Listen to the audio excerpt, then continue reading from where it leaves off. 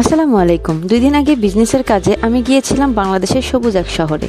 কাজের ফাঁকে শহরটা ঘুরে বেরিয়েছি, টেস্ট করেছি সেখানকার ঐতিহ্যবাহী কিছু খাবার। চলুন আমার মতো করে শহরটা দেখাই। এখন বাজে দুপুর 12:30। আমরা এখন রওনা দিয়ে দিব। সকালে সব কাজকর্ম কমপ্লিট করে অফিসের কাজ ম্যানেজারকে বুঝিয়ে দিয়ে তারপরে আমাদেরকে বের হতে হয়েছে, কারণ আমার প্রোডাক্ট ডেলিভারি করার ছিল। ঈদের আগে আমাদের লাস্ট ডেলিভারির আর 2 দিন সময় ছিল, তো আমাকে প্রতিদিন ডেলিভারি করতে হবে প্রোডাক্ট, সেজন্য ওকে সব বুঝিয়ে দিয়ে তারপরে আমরা রওনা হয়ে যাই। তো রাজশাহী শহরটা খুবই সবুজ দেখতে, 2 পাশে অনেক গাছ থাকে। তবে রাজশাহীতে প্রচুর গরম, এটা যাওয়ার পরে বুঝতে পেরেছি। আমরা এখানে কাজলা গেটে দাঁড়িয়ে আছি। আমি যেখানে যাব আমার দেবরের বাসায়, তো ও আমাদেরকে নিতে আসছে। তো ওর জন্য আমরা ওখানে ওয়েট করছিলাম। তো ও আসছে, এসে আমাদেরকে নিয়ে তারপরে ওর বাসায় যাব, যে ওখানে ফ্রেশ হব, রেস্ট নিয়ে তারপরে আমরা একটু বিকেলবেলা বের হব। কারণ আমি যে কাজে গিয়েছি সেই কাজটা ছিল পরের দিন, তো ওই দিন আমি যেতে যেতে বিকেল হয়ে যায়। ওই দিন একটু রেস্ট করে পরের দিন আমাকে কাজ করতে হবে, কারণ যেদিন ওখানে কাজ ছিল সেদিন আপনার গেলে একটু দেরি হয়ে যেত। তো বিকেলবেলা একটু ফ্রেশ হয়ে আমরা একটু বাইরে বের হই ঘুরতে যাওয়ার জন্যে। যেহেতু আমার ছেলেকে নিয়ে গিয়েছি, তো একটু তো ঘুরতে যেতে হবে। বিকেলে বের হয়ে আমাদের মূল উদ্দেশ্য ছিল আমরা জিয়া পার্কে যাব, কিন্তু এটা একদম সন্ধ্যার আগে মুহূর্তে ছিল জন্য আমরা জিয়া পার্কে যাওয়ার প্ল্যানটা ক্যান্সেল করি, কারণ ওখানে সন্ধ্যার মধ্যে আপনার বন্ধ হয়ে যায়। তো আমরা পরে সিদ্ধান্ত নেই যে আমরা টি বাঁধে যাব। তো এখানকার ইজি বাইকে ভাড়াগুলো খুব কম ছিল, আমাদের শহরের তুলনায় অনেক কম। আমাদের এদিকে তো অনেক ভাড়া নেই। তো আমরা এখানে যাচ্ছিলাম টি বাঁধে। রাজশাহী শহরে যে লাইটগুলো লাগানো হয়েছে, লাইটগুলো দেখতে এত সুন্দর, রাতের বেলা খুবই সুন্দর লাগে দেখতে। তো আমরা এখানে টি বাঁধে চলে আসি। এত সুন্দর, এখানে বালুর চর ছিল। তো রাত হয়ে যাচ্ছিল, যদিও সন্ধ্যা হওয়ার আগ মুহূর্তে এটা, তারপরও আমরা নৌকা নিয়ে নেই। একটা নৌকা নিয়ে আমরা এখন চরে যাব। চরে গিয়ে ওখানে কিছুক্ষণ সময় কাটাবো। এত সুন্দর বাতাস ছিল যে এই লোভটা আমরা সামলাতে পারি নাই, আমরা ওই জন্য নৌকাতে উঠে যাই। নৌকার উপরে এত বাতাস লাগছিল, আর এখনো দেখেন অনেক মানুষ, সন্ধ্যা হয়ে যাচ্ছে তারপরও ওইদিকে চরের ওইদিকে যাচ্ছে, কারণ পদ্মাতে গেলে মানুষ এই লোভটা কখনোই সামলাতে পারে না। চরে তাদেরকে যেতেই হয়। সবাই যারা উত্তরবঙ্গে থাকেন, যারা রাজশাহীতে গিয়েছেন তারা জানেন যে এখানে গেলে, চরে না গেলে আসলে মজাটা পাওয়া যায় না।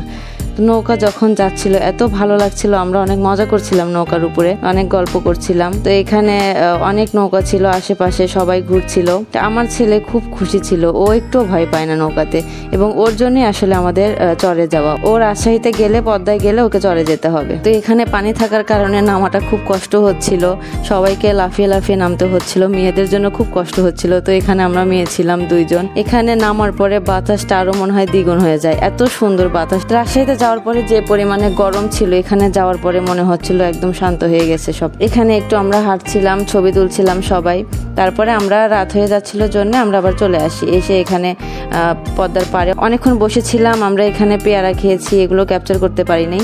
তো আমার ছেলে এখানে আইসক্রিম খাচ্ছিল, আর আমি এত পরিমাণে ব্যস্ত ছিলাম, আমার বারবার শুধু ফোন আসছিল, কারণ আমার এই পাশে থেকে আমার ম্যানেজার ফোন দিচ্ছিল, কর্মীরা ফোন দিচ্ছিল, যেহেতু আমার ডেলিভারি ছিল পরের দিনই প্রোডাক্ট, সেগুলো রেডি হচ্ছে কিনা।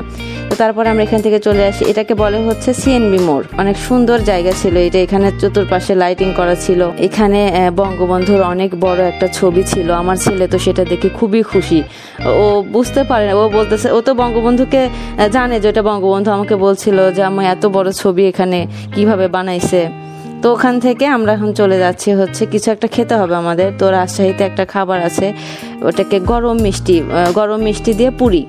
তো এটা নাকি খুবই ফেমাস ওখানকার। তো ওখানে আমরা যাই, যে ওখানে খাবারের জন্য ওয়েট করছিলাম। আসলে খাবারটা খুবই মজার ছিল।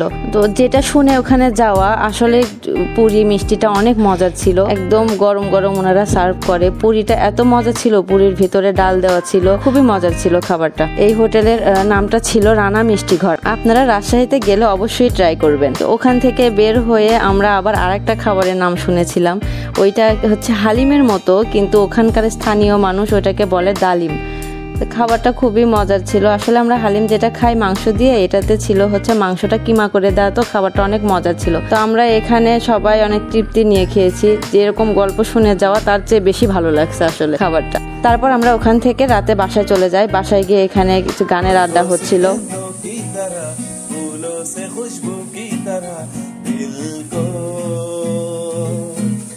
चुरा लिया है तुमने, चुरा लिया है तुमने। পরের দিন সকালবেলা আমরা আবার বের হয়ে যাই, একটু ক্যাম্পাসের মধ্যে যাব, আমার ছেলেকে নিয়ে ক্যাম্পাসে একটু ঘুরবো। সকালে বাহিরে খেয়ে আমরা ক্যাম্পাসের ভিতরে যাব। আর এইটা হচ্ছে রাজশাহী বিশ্ববিদ্যালয়ের সেই বিখ্যাত প্যারিস রোড। চারপাশে সবুজ গাছপালা দিয়ে ঢাকা, তুলনামূলকভাবে জায়গাটা অনেক ঠান্ডা। তো এখানে আমরা অনেকটা সময় কাটিয়েছি, ছবি তুলেছি, ভিডিও করেছি, রাস্তা দিয়ে হেঁটেছি। এখানে রাস্তা দিয়ে হাঁটতে খুব ভালো লাগে। তো এখানে আমরা বসে গল্প করছিলাম, আড্ডা দিচ্ছিলাম, সবাই মিলে একসাথে অনেকক্ষণ সময় কাটিয়েছি। আমরা ক্যাম্পাসের ভিতরে কিছুক্ষণ গল্প করে আমরা এখানে মালাই কুলফি খাই। তাই মালাই কুলফিটা খুবই মজার ছিল। যেহেতু কুষ্টিয়া যায়নি কখনো, কুষ্টিয়াটা খাওয়া হয় নাই, তো আমাদের এটা এইভাবেই খেতে হয়। আমাদের শেরপুরেও মালাই কুলফি পাওয়া যায়, তবে রাজশাহীটা আমার কাছে বেস্ট লাগছে, অনেক মজা ছিল ওই কুলফিটা। তারপরে এত পরিমাণে গরম লাগছিল, আমরা এখানে দেখলাম যে শরবত বানাচ্ছে, তো আমরা শরবত খেয়ে নিলাম। শরবত খেয়ে তারপরে একটু গরমটা কম লাগছে, কারণ এত গরম ছিল যে শরবতটা দেখে মনে হচ্ছিল যে এখনই খেয়ে নিই। তো ওখান থেকে বের হয়ে আমরা এখন ভার্সিটিটা পুরোটুকু একটু ঘুরে আমরা চলে যাব বাসায়। প্রচুর রোদ ছিল, দুপুরবেলা বাইরে থাকার মতো কোনো পরিস্থিতি ছিল না।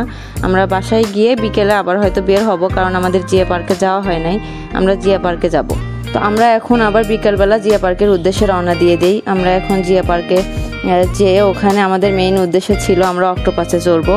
কারণ আপনারা যারা উত্তরবঙ্গের আছেন, যারা রাজশাহী গিয়েছেন, আমার ধারণা সবাই জিয়া পার্কে অবশ্যই গিয়েছেন, কারণ জিয়া পার্কে যান নাই এমন মানুষ হয়তো উত্তরবঙ্গের যারা রাজশাহী ঘুরে আসছে তারা খুব কম আছে। তো জিয়া পার্কে গেলে অক্টোপাসে তো উঠতে হয়, আপনাদের কেমন হয় জানি না, তবে আমি জিয়া পার্কে গেলে অক্টোপাসে উঠবই, এবং একবার উঠে আমার হয় না, আমাকে কয়েকবার যতক্ষণ আমার ভালো লাগে আমি অক্টোপাসে উঠি। খেলে তারপরে আমরা এখানে ক্যান্টিন থেকে আইসক্রিম, পানি এগুলো খেয়ে, প্রচুর পরিমাণে গরম ছিল ওই দিন, এত গরম ছিল যে আমাদের কোথাও আমরা দাঁড়াতে পারছিলাম না। বিকেল হয়ে গেছে, সন্ধ্যার আগে, তারপরেও প্রচুর গরম। তা আমরা এখানে আমাদের আরও ভাইয়েরা আসবে, ওদের জন্য আমরা ওয়েট করছিলাম। আমার দেবর ভাই, বড় ভাইয়া এরা আসবে, ওই জন্য ওয়েট করার পরে ওনারা আসার পরে আমরা এখন অক্টোপাসের কাছে যাব। এখন আমরা অক্টোপাসে চড়ার জন্য টিকিট করে আমরা অক্টোপাসে উঠে যাই। আমার ছেলে খুবই ভয় পায়, ও কখনোই ওঠে না, কোনো রাইডে উঠতে চায় না। তো আমরা ওকে রেখে আমরা অক্টোপাসে চড়ি। তো অক্টোপাসটা যখন আসলে এটার মতো রাইড আমার মনে হয় না কোথাও আছে, অনেক সুন্দর একটা রাইড, যেটাতে উঠলে অনেক ভালো লাগে। তো আমি ওখানে অক্টোপাসটা একদম থামার আগে আমি নেমে যাই। যাওয়ার পরে আবার উঠেছিলাম, আরেকবার ওঠা হয়েছিল, ওইটা ক্যাপচার করা হয় নাই।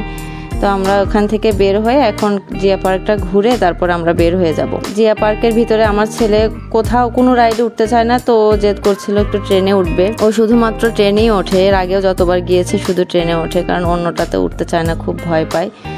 তো এখানে আমরা খুব মজা করছিলাম, সবাই একসাথে হলে যেটা হয়, গল্প, খুনসুটি এগুলো করতে করতেই সময় চলে যায়। তো এখানে আমরা ট্রেনে উঠছিলাম, ট্রেনে সবার ওঠা হয় নাই, ট্রেনে আমরা 3-4 জন উঠেছিলাম।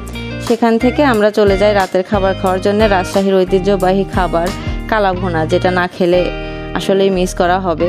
তো ওই জন্য ওখানে চলে যাই, খাবারটা খেয়ে আমরা রাতে বাসায় চলে আসি। আজকের ভিডিওটি এই পর্যন্তই, আগামী দিন আবার দেখা হবে ইনশাল্লাহ।